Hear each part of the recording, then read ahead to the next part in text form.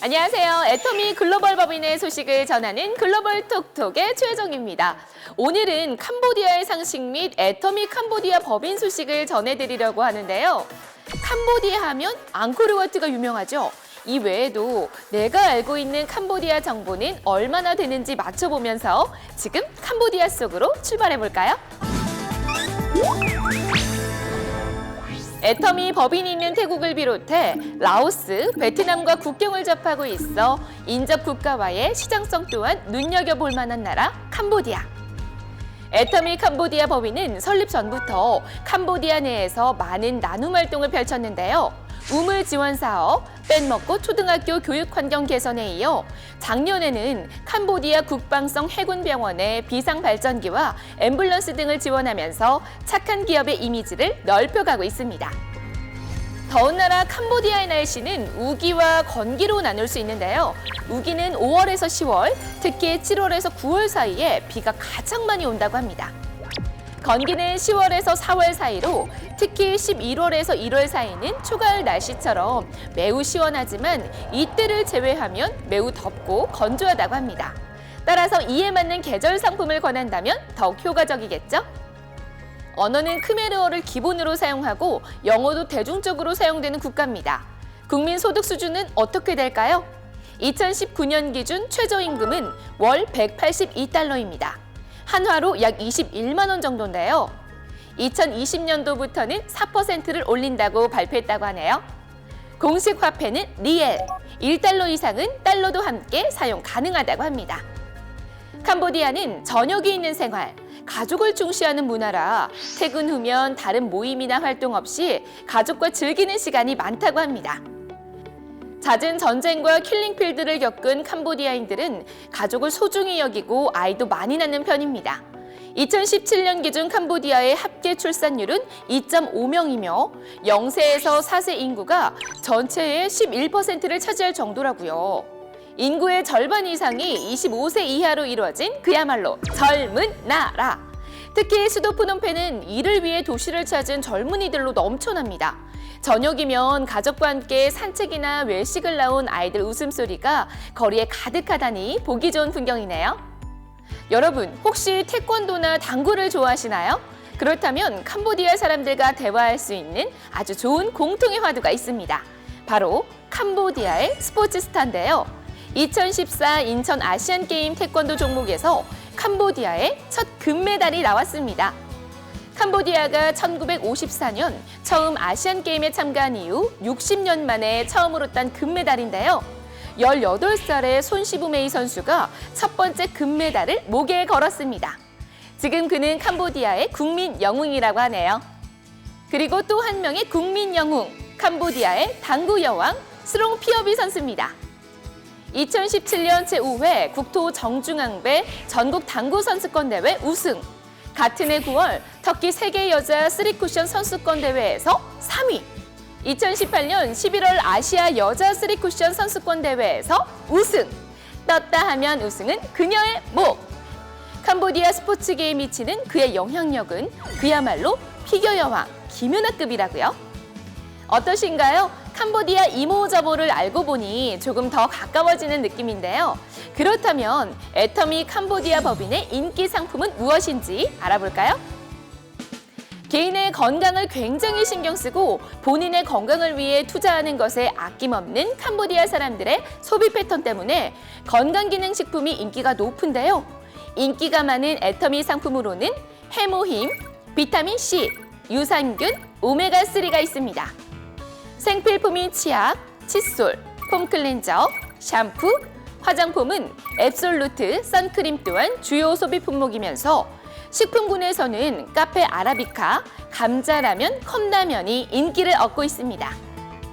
최근 캄보디아에서는 뷰티 인플루언서의 증가로 구매 경향이 크게 변화하고 있다고 하는데요. 2016년 1월 기준으로 캄보디아 내 페이스북 사용자는 약 300만 명으로 추정된다고 합니다. 캄보디아 내 스마트폰 보급률은 60%에 이르며 무선 인터넷 품질이 주변국보다 우수하기 때문에 모바일을 사용하는 소비자가 증가하고 있고 젊은 인구가 비중이 크다 보니 SNS를 통해 상품을 소개하고 판매하는 경향이 높다고 합니다. 과거에는 캄보디아 사람들에게 한국 제품이란 이유만으로 인기를 얻을 수 있었지만요. 최근에는 해당 제품을 SNS에서 검색하여 후기와 다양한 정보를 확인하는 똑똑한 소비자들이 증가하는 추세라고 합니다. 캄보디아에서 애터미 사업을 한다면 필요한 에티켓은 무엇이 있을까요? 7가지로 정리해봤습니다.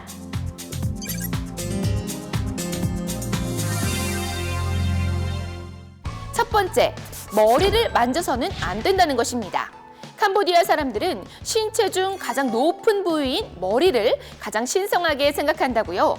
특히 나이가 많은 사람의 머리를 만지는 것은 굉장히 무례한 행위이니 조심해 주세요. 두 번째, 성을 불러서는 안 됩니다. 한국에서 흔히 사용하는 박사장, 김대리 등의 호칭은 위험합니다. 캄보디아에서는 성을 부르는 것은 예의에 어긋난다고 생각할 뿐 아니라 자신을 멸시한다고 받아들이는 사람도 있으니 유의해야 한다고요. 세 번째, 명함을 줄 때는 두 손으로 공손하게 전달합니다. 또한 명함을 받는다면 바로 주머니에 넣지 않고 찬찬히 읽어보고 지갑에 넣는 것이 상대방에게 존중의 표시를 보여주는 것이라고요. 캄보디아 사람들의 이름은 한국과 같이 성이 먼저 나오고 이름이 뒤에 붙습니다. 따라서 이름을 부를 때에는 성보다는 이름을 부르거나 이름과 성을 함께 부르는 것이 맞습니다. 예를 들어 캄보디아 총리 훈센의 경우 미스터 훈센이나 미스터 센이라고 부르면 되겠죠? 네 번째, 미팅룸에 들어갈 때는 가장 연장자가 먼저 입장합니다. 이야기를 하다가 침묵을 하는 건 상대방의 의견에 동의하지 않는다는 뜻이며 협상을 할 때 언성을 높이는 것은 바람직하지 않습니다. 캄보디아에서 첫 미팅은 상대방이 어떤 사람인지 알아가는 시간이라고 합니다. 따라서 상대방의 이야기를 신중히 듣고 우리의 사업을 설명하는 것이 좋겠죠. 캄보디아 사람들은 친절해서 가끔 상대방이 무슨 말을 했는지 모를 때에도 웃으면서 이해하는 동작을 취할 때가 많다고요. 따라서 오해를 피하기 위해서는 문제를 명확하게 하고 크메르어를 구사하는 동료를 대동하는 것이 좋겠네요. 다섯 번째, 삿대질은 금물. 캄보디아 사람들끼리 심하게 화가 났을 때 서로의 얼굴에 손가락질을 한다고요. 캄보디아 사람의 얼굴을 손가락으로 가리키면 굉장히 기분이 상해할 수 있다는 점 주의하셔야겠습니다. 여섯 번째, 캄보디아의 행운의 숫자는 무엇일까요? 한국에서는 숫자 3을 조화의 숫자로 여기죠. 하지만 캄보디아에서는 3명이서 사진 찍는 것을 금기시합니다. 그 이유인즉슨 가운데 서 있는 사람들이 빨리 죽는다는 속설이 있기 때문이라는데요.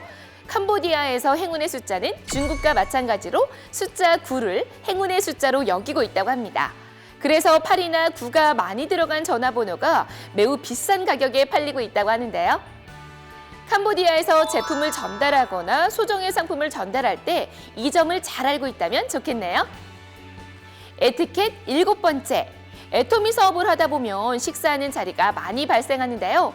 캄보디아에서 식사에 초대를 하면 초대한 사람이 돈을 내는 것이 관례. 캄보디아 사람들을 초대했다면 초대한 분이 시원하게 쏘세요. 마지막으로 캄보디아 인사법을 소개합니다. 캄보디아 전통 인사법은 양손을 모아서 얼굴 쪽으로 당겨 모으고 머리를 숙이며 인사합니다. 현재는 서구 문물의 영향으로 남성 사이에서는 악수가 보편화되고 있지만요. 전통적인 합장 인사를 하면 아주 좋다고 하네요. 처음 만날 때와 작별할 때는 합장 인사를 꼭 기억하세요. 캄보디아 사업을 꿈꾸는 애터미 회원 여러분께서는 오늘 정보를 잘 기억하셔서 많은 도움 받으시기 바랍니다. 그럼 저는 다음 달에 다시 찾아올게요. 감사합니다.